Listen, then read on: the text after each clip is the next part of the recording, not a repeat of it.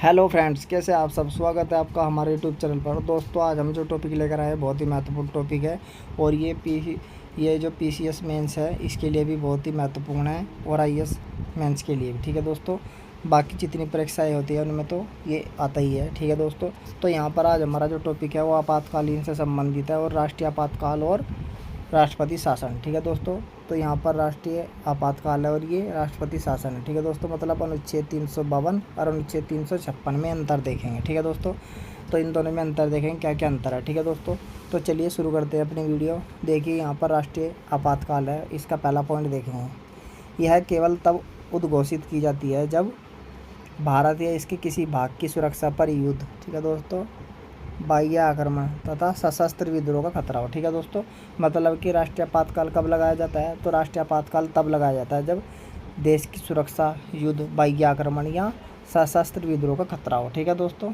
चलिए अब देखते हैं राष्ट्रपति शासन में। इसकी घोषणा तब की जाती है जब किसी राज्य की सरकार संविधान प्रावधान के अनुसार कार्य न कर रही हो। ठीक है दोस्तों, देखिए ये पूरे देश से संबंधित है राष्ट्रीय वाला, और राष्ट्रपति शासन एक राज्य से संबंधित। ठीक है दोस्तों, तो पहला तो पॉइंट ही है। दूसरा क्या है कि वहाँ पर राष्ट्रपति क्या देखेगा कि संविधान से कार्य हो रहा है नहीं हो रहा है। ठीक है दोस्तों, तो सरकार संविधान प्रावधान के अनुसार कार्य कर रही हो और इनका कारण युद्ध, बाह्य आक्रमण और सैन्य विद्रोह न हो। ठीक है दोस्तों, यहाँ पर ये ध्यान रखना।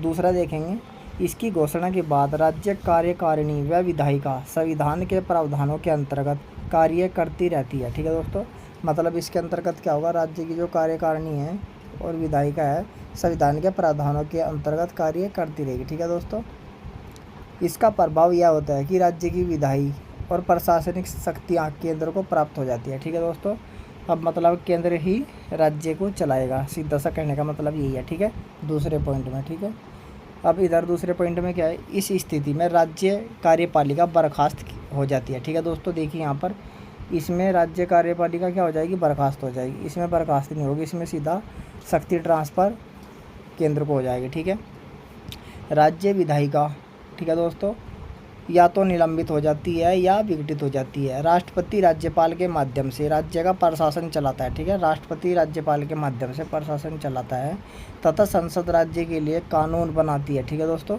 राज्य के लिए कानून कौन बनाती है, संसद बनाती है। संक्षेप में अगर कहें, राज्य की कार्यकारी और विधायी शक्तियों केंद्र को प्राप्त हो जाती है। ठीक है दोस्तों, यहाँ पर भी सेम यही कंडीशन है। ठीक है, लेकिन यहाँ पर निलंबित नहीं होगी, ये देख लेना। ठीक है, चलिए नंबर 3 देखते हैं। इसके अंतर्गत संसद राज्य विषयों पर स्वयं नियम बनाती है। ठीक है दोस्तों, तो इसके अंतर्गत क्या करेगी, संसद राज्य के विषयों पर नियम बनाएगी। ठीक है दोस्तों, अर्थात यह शक्ति किसी अन्य निकाय या प्राधिकरण को नहीं दी जाएगी। ठीक है दोस्तों, अब देखिए राष्ट्रपति शासन में क्या कंडीशन है नंबर 3 में। इसके अंतर्गत संसद राज्य के लिए नियम बनाने का अधिकार राष्ट्रपति अथवा उसके द्वारा नियुक्त अन्य किसी पदाधिकारी को सौंप सकती है। ठीक है दोस्तों, देखिए यहाँ पर संसद बनाएगी और यहाँ संसद क्या करेगी, राष्ट्रपति या उसके द्वारा जो भी प्राधिकृत व्यक्ति होगा उसको सौंप दी जाती है। अब तक यह पद्धति रही है कि राष्ट्रपति संबंधित राज्य से संसद के लिए चुने गए सदस्यों की सलाह पर विधियाँ बनाता है। यह कानून राष्ट्रपति के नियम के रूप में जाने जाते हैं। ठीक है दोस्तों, तो यहाँ पर आप समझ लेना कि अब तक यह पद्धति कैसे काम कर रही थी, ऐसे काम कर रही थी कि राष्ट्रपति से संबंधित राज्य, ठीक है, संसद के लिए चुने गए सदस्यों की सलाह पर, मतलब जितने भी उस राज्य से संसद चुने गए हैं, ठीक है दोस्तों, उनकी सलाह पर कानून कौन बनाएगा, राष्ट्रपति के जो कानून है वे क्या कहलाएंगे, फिर राष्ट्रपति के नियम। ठीक है, चलिए आगे देखते हैं। अगला नंबर है नंबर 4।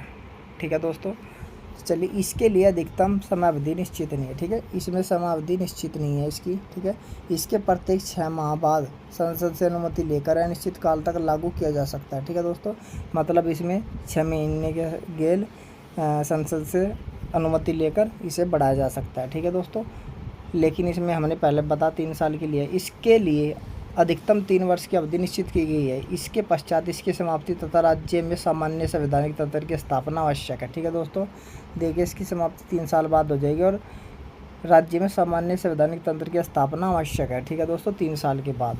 ठीक है, और इसमें कोई प्रावधान नहीं है। चलिए 5वां देखते हैं अंतर।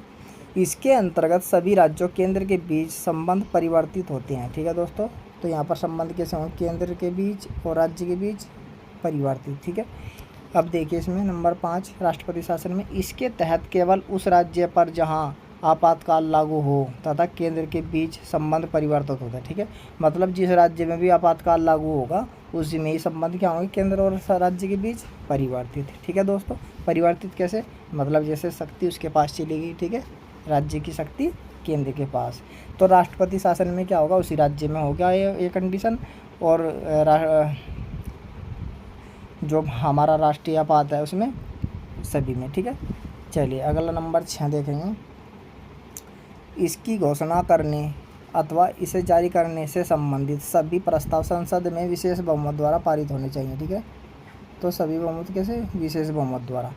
अब इसमें देखिए राष्ट्रपति शासन में इसकी घोषणा करने तथा इसे जारी करने से संबंधित सभी प्रस्ताव साधारण या सामान्य बहुमत द्वारा पारित होने चाहिए। ठीक है दोस्तों, इसमें विशेष बहुमत और इसमें सामान्य। अगला देखिए नंबर 7, यह नागरिकों के मूल अधिकारों को प्रभावित करता है। ठीक है दोस्तों, मूल अधिकारों को प्रभावित करता है, यह नागरिकों के मूल अधिकारों को प्रभावित नहीं करते हैं। ठीक है दोस्तों, यहाँ पर भी ध्यान रखना, ये प्रभावित करते हैं और ये प्रभावित नहीं करते हैं। ठीक है, वित्तीय आपातकाल भी प्रभावित नहीं करता है।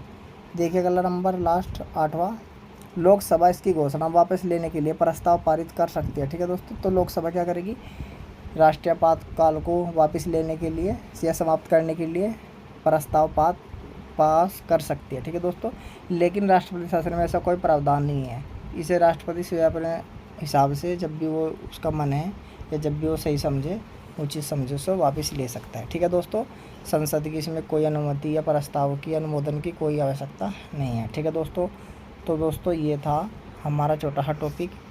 ठीक है बच्चों, बताइए आपको कैसा लगा, है तो था छोटा सा लेकिन बहुत ही कारगर सिद्ध होगा। ठीक है, और यूपी पीसीएस के मेंस में पेपर सेकंड में और यूपीएससी के आईएएस के एग्ज़ाम के मेन में पेपर सेकंड में ही ये कारगर साबित हो सकता है। ठीक है दोस्तों, तो दोस्तों ये था हमारा टॉपिक राष्ट्रीय आपातकाल और राष्ट्रपति शासन दोनों में अंतर, अनुच्छेद 352 और 356 में। ठीक है, तो दोस्तों अगला हमारा टॉपिक रहेगा अनुच्छेद 358 और 359 अनुच्छेद में अंतर। ठीक है दोस्तों, तो चलिए फिर अगली क्लास लेंगे बाद में। चलिए धन्यवाद।